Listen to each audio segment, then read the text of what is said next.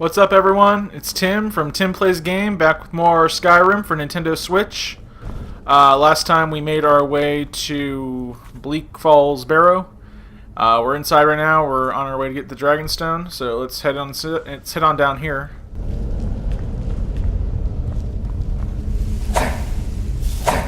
Spider webs. It's not a good sign.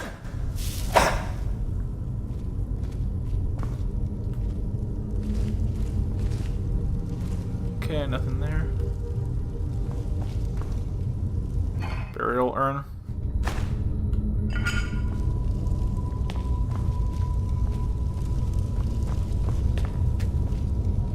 That's empty. Alright. That's empty. Alright.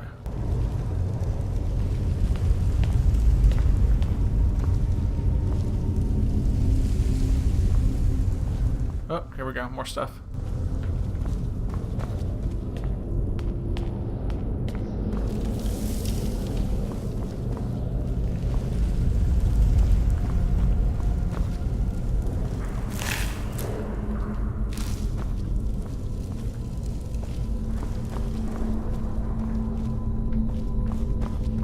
Really creepy. Don't know what I'm gonna find.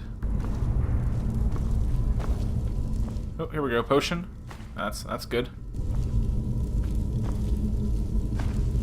Linen wrap. Okay, I gotta drop some stuff again.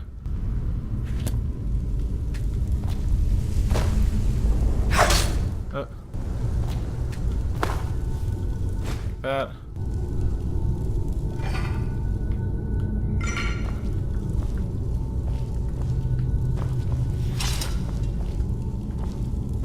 Yeah, okay, I gotta drop some stuff. Items. Let's see, weapons. Yeah, they're really what's holding me back. I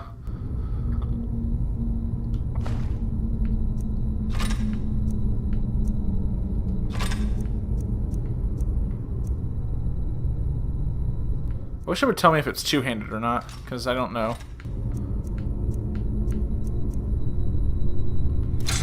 This, drop that. I don't think I need more than two of those. I don't know if I want that. Alright.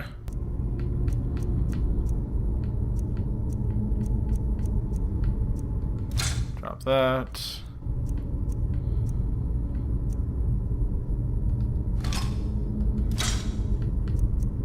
Okay, so that's good for now. Just tripping over my own stuff. I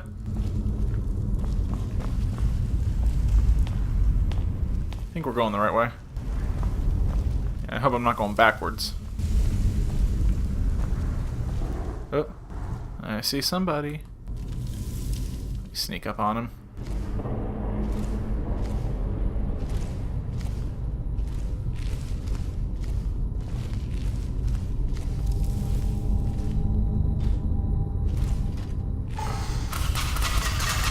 Whoa.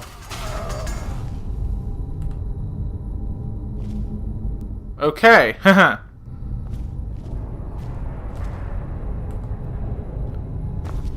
Yeah, he walked right into the center and got killed. So I need to avoid that area.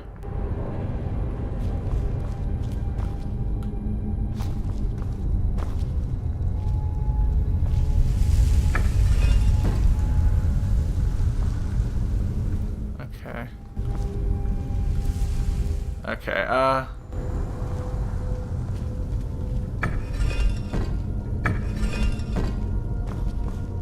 they're all on snake, so there's like snake,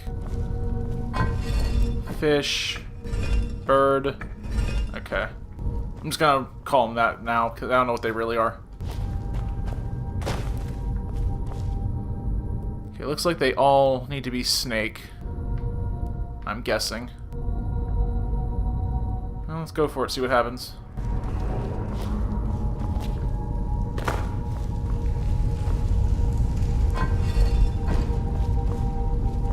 I got 1 in 3 chance here, so.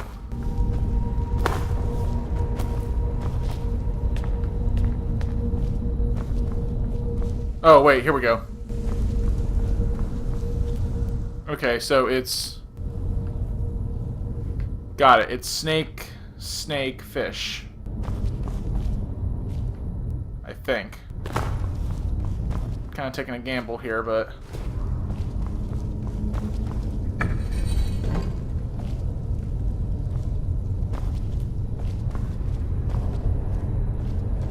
Snake, fish. Snake, fish.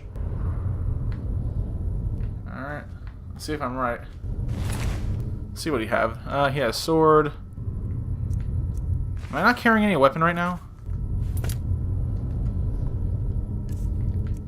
Weapons, let's see. No, I'm not. I am not carrying any weapons. Okay.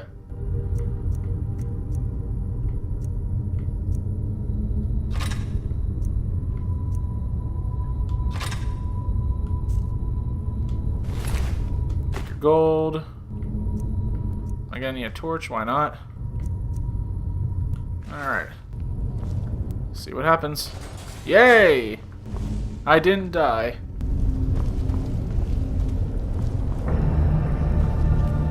Alright.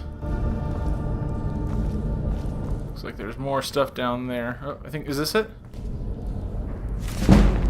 Pickpocket, okay, increases thief by Reven.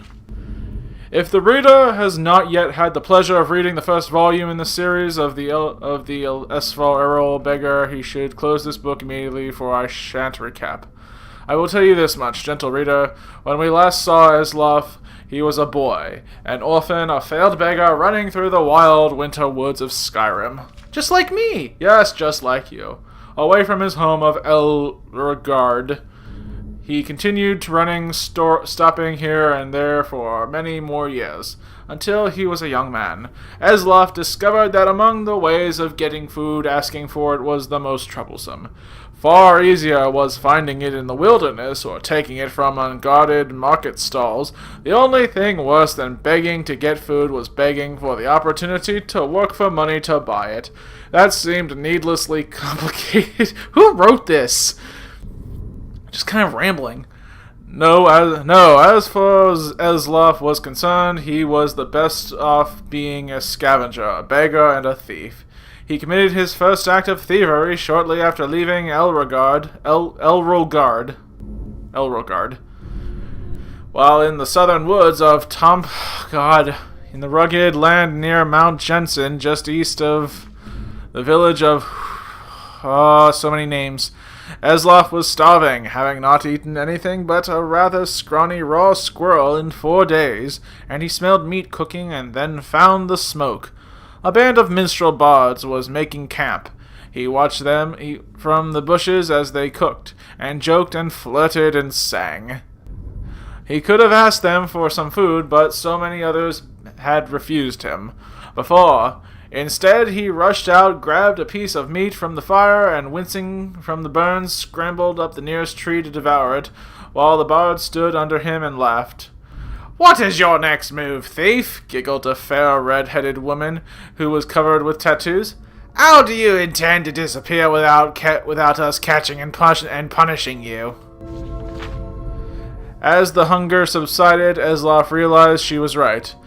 The only way to get out of the tree without falling in their midst was to take the branch down to where it hung over the creek. It was a drop off a cliff of about 50 feet. That seemed like the wisest strategy, so Eslof began crawling in that direction. "You do know how to fall, boy," called out a young Rajidi, but a few years older than Eslof. Thin but muscular, graceful in his slightest movements. "If you don't, you should just climb down here and take what's coming to you. It's idiotic to break your neck when we just give you some bruises and send you on your way." Of course I know how to fall," Eslof called back, but he didn't. He just thought that the trick of falling was to have nothing underneath you and let nature take its course. But 50 feet up when you're looking down is enough to give anyone pause. Yeah, no crud. "I'm sorry to doubt your abilities, Master Thief," said the Rahidi, grinning. Obviously, you know how to fall feet first without your body straight but loose to avoid cracking like an egg. It seems you are destined to escape us. Eslif wisely followed the Rahidi's hints and leapt into the river, falling without much grace but without hurting himself. In the years that followed, he had to make several more drops from even greater heights, usually after a thief, sometimes without the water beneath him, and he improved the basic technique. When he arrived at the western town of Hallenheim on the morning of his 21st birthday, it didn't take him long to find out who was the richest person, most deserving of being burgled. An impregnable palace in a park near the center of town was owned by a mysterious young man named Suibud. Eslaf wasted no time in finding the palace and watching it. A fortified palace, he had come to learn, was like a person, with quirks and habits beneath its hard shell. It was not an old place. Evidently, with whatever money this Suibud had come into was fairly recent. It was regularly patrolled by guards, implying that the rich man was fearful of being burgled. With good reason. The most distinctive feature of the palace was its tower, rising 100 feet above the stone walls, doubtless giving the occupant a good defensive view. Eslaf guess that... Oh my god, so much reading. I'm just doing this all because I might have to go back to this later. Guess that if Suibud was as paranoid as to be guessed him to be, the tower would also provide a view of the palace storehouse. The rich man would want to keep an eye on his fortune. That meant that loot couldn't be directly beneath the tower, but somewhere in the courtyard within the walls. The light in the tower shone all night long, so Eslaf boldly decided that the best time to burgle was by the light of the day. When Suibud must sleep, that would be the best time for the guards would least expect the thief to pounce. And so, when the noon sun was shining over the palace, Eslaf quickly scaled the wall near the front gate and waited, hidden in the crenellations. The interior courtyard was plain and desolate, with few places to hide, but he saw that there were two wells. One the guards used from time to time to draw up water and slake the thirst. But Eslaf noticed that guards would pass by the other well, never using it. He waited until okay, I'm guessing that well is the secret way in. He waited until the guards were distracted, just for a second, by the arrival of the merchant in a wagon, bearing goods for the palace. While they were searching his wagon, Eslaf leapt elegantly, feet first, from the wall into the well. It was not a particularly soft landing, for Eslaf had guessed. The well was not full of water, but gold. Still, he knew how to roll after fall, and he didn't hurt himself. In the dank subterranean storehouse, he stuffed his pockets with gold, and was about to go to the door, which he assumed would lead to the tower when he noticed a gem the size of an apple, worth more than all the gold that was left. Eslaf found room for it down his pants. The door did indeed lead to the tower, and Eslaf followed its curving stairwell up. Walking quietly but quickly, at the top he found the master of the palace's private quarters, ornate and cold, with invaluable artwork, decorative swords and shields on the walls. Eslaf assumed the snoring lump under the sheets was Suibud, but he didn't investigate too closely. He crept to the windows and looked out. It was going to be a difficult fall. Is that his signature maneuver, just jumping and falling without dying? It would be a difficult fall for certs. He needed to jump from the tower, past the walls, and bit the tree on the other side, and hit the tree on the other side. The tree branches would hurt, and they would break his fall. And there was a pile of hay. Sorry, the B's look like H's, or the H's look like B's. Had left under the tree to prevent further injury. Esloff was about to leap when the occupant of the room woke up and started yelling, "My gem!" Esloff and stared at him for a second, wide-eyed. They looked alike. Not surprising, since they were brothers. Errol's story is continued in the book Warrior. Okay, that's cool. Oh, I can just take the book. Okay, I could have just done that, I guess. Whatever, hey, you find a book, you read it, whatever. What is this? Soul gem. That's empty, okay. And here's what I'm looking for. See what's in here. Ooh, hey. Weak aversion to magic, alright. Let's get this armor on. Alright.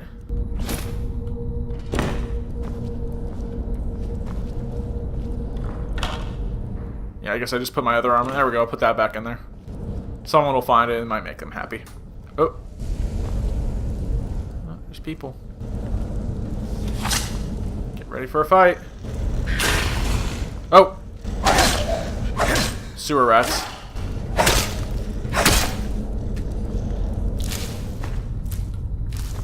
Okay, that's what they were.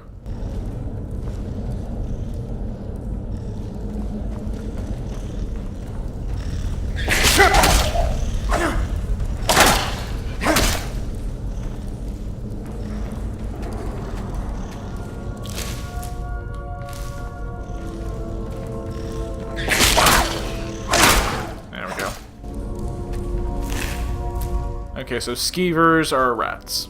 Good to know. I get a little droplet of blood on my... Okay.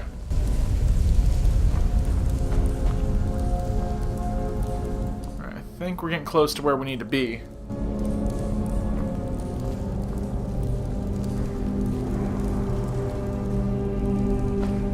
More linen wraps. Ooh, scroll.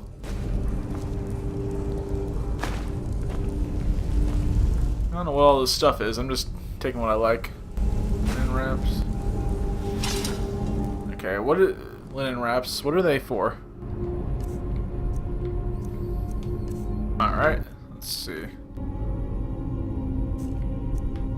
Books. Let's see. Items, keys. Miscellaneous. I probably got way too much miscellaneous stuff. Basket.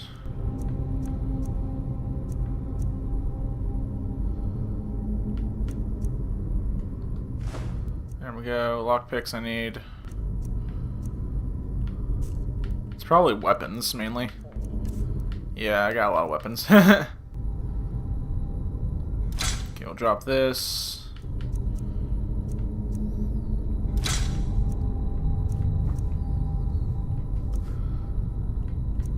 Let's see, this is 10. Don't need this. Keep that.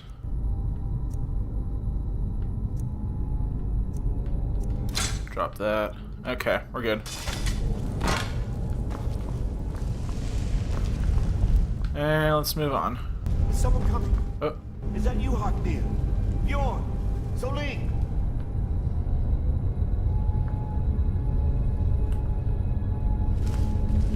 Someone up here. I heard talking. I know I ran ahead of the ball, but I need help.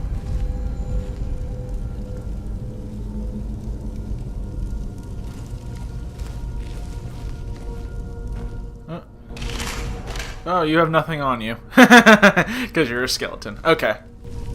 Lame jokes.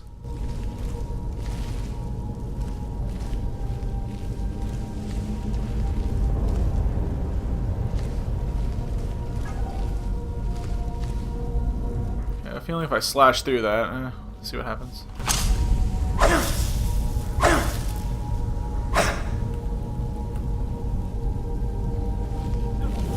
Oh.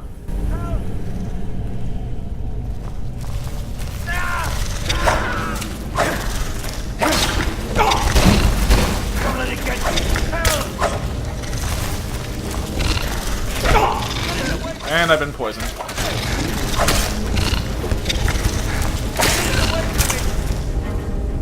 Okay.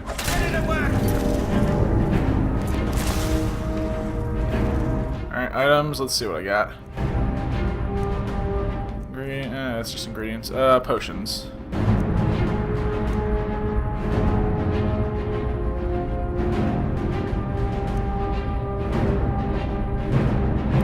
Fortify, conjuration. Yeah, let's do that. Minor healing, minor healing, minor healing. Okay.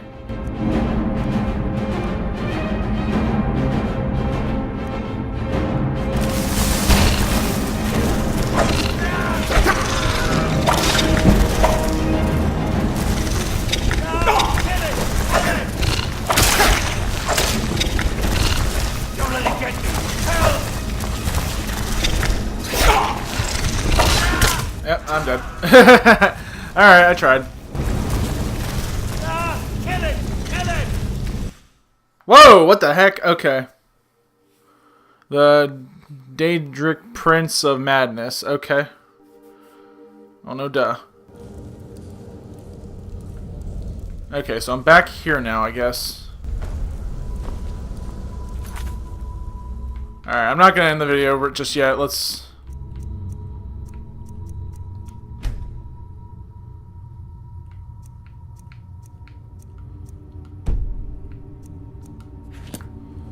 Alright, let's do this. Let's take a look at the items. Alright, weapons.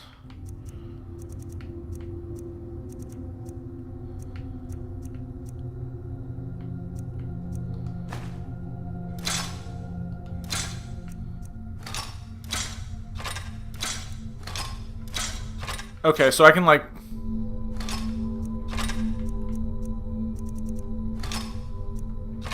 Cool. Okay, so I can use two weapons at the same time.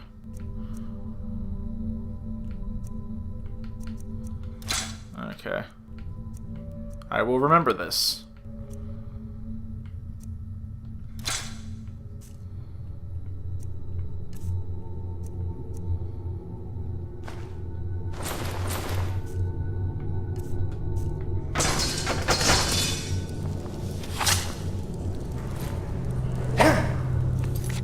Alright,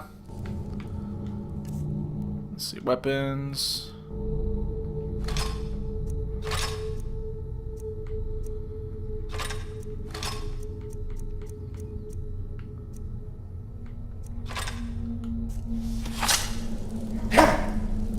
There we go. Alright, I like this. Oh, okay, I'm down here. That's right, I saved here. Okay. Someone coming. Is that you, Hylian? Bjorn? Soling? I know I ran ahead of them, but I need help. Not again. Help! Kill it! Kill it! Don't let it get me. Help! Seriously? Oh, okay. Okay, so just going ape crud on it is not working. Alright, I'm gonna figure out a way to take this spider out, guys. Next time on Tim Plays Game, we'll take another crack at it. But until next time, guys, thank you all so much for watching. Make sure you like this video and subscribe to Tim Plays Game. And until next time, guys, this is Tim from Tim Plays Game signing off. And have a good night.